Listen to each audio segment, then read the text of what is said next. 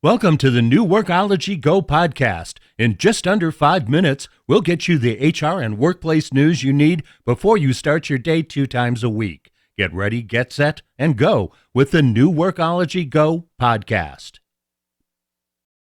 Here are today's HR and workplace news headlines from the Workology Go Podcast. I'm Jessica Miller-Merrill. This podcast is sponsored by HSA Bank. I've been pretty open about my personal focus on self-development and growth this year. I'm trying to grow my business, Workology, while working on some personal struggles that just seem to be creeping up, including procrastination, getting myself more organized and optimized, and dealing with a lot of negative self-talk. I recently published an article about how personal affirmations have helped me work through that negative self-talk that I have been experiencing. A little voice in my head likes to tell me that I'm a horrible person and sometimes that I'm a failure. What I didn't really think about is how this negative self-talk and procrastination I have been experiencing might be something more. That's something more, according to Robin Yagana, an assistant professor of psychology at the University of California, Berkeley, and director of Cognitive Behavior Therapy and Mindfulness Center in San Ramon, California, is that negative self-talk and procrastination might really be anxiety. He goes on to say that it's a vicious cycle. People are anxious about a significant goal and will often engage in unproductive behavior. Think of email, social media, trivial errands, and anything other than getting down to business, like getting this podcast done. To avoid that discomfort, only to feel more distressed as time passes and no progress on your goal is being made. The article featured in this episode of the Workology Go podcast is from Quartz, and it's titled, How to Tell When Procrastination is Actually Anxiety. This article really opened my eyes and gave me some realizations about myself. I am a work in progress, and these avoidance behaviors that I do like to do are anxiety.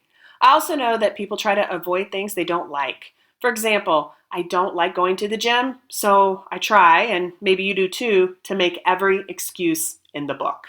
The article from Quartz says that we are choosing a bad habit of not going to the gym instead of a good habit of going to the gym. I never thought about going to the gym as a habit or not choosing to go to the gym as a habit too, but it really is.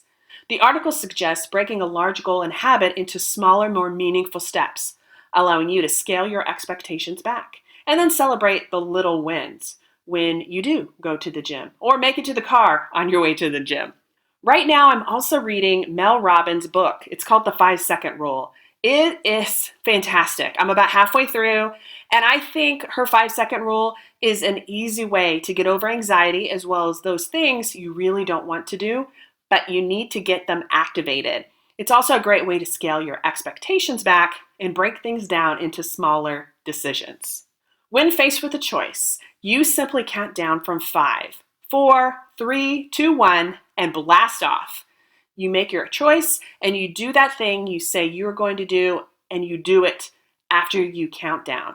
Like this morning, it's a weekend, and I knew when I was laying in bed that I didn't really want to work on this podcast. I didn't want to get up, and right here, right now, it's the weekend, so I counted down. 5, 4, 3, 2, 1, blast off, and I got up. Here I am working on the podcast, enjoying a morning cup of coffee, and this podcast, which is on my to-do list, is now done. Check, check, check. And it feels great, I'll tell you. I say this is easy because it really is. I'm just laying in bed and I did the 5-second rule.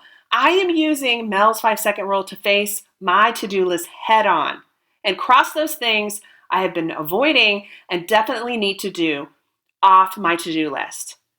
I'll link to Mel's book, The 5-Second Rule, in the transcript of the podcast here. But I am listening to her audiobook, which I love, and I'm doing it at the gym and in the car. Personally, I love listening to her voice and hearing the passion she has for this subject. She has a lot of personal experience and then a lot of really great stories of people who've used the 5-second rule to change their lives. Thanks for getting real with me in this episode of the Workology Go podcast. This year for me is all about getting real and focusing on me in terms of my own personal development and addressing some quirks and personal challenge that I've been facing, like anxiety, procrastination, and negative self-talk. I hope that it inspires you to do the same. With health savings accounts, flexible spending accounts, health reimbursement arrangements, COBRA, and commuter benefits, HSA Bank is simplifying the health account experience for over 35,000 employers and 2.7 million members alike, inspiring everyone to own their health. Learn more at hsabank.com. And that's this episode of the Workology Go podcast, sponsored by HSA Bank. We're your go-to for HR and workplace news. I'm Jessica Miller Merrill. Thank you for listening. To learn more about the Workology Go podcast, subscribe to us on Apple, Google, and Stitcher. Our podcast is also available on Alexa and Google Home. Learn more at workology.com/go podcast and access this episode's resources, links, and reports for more information.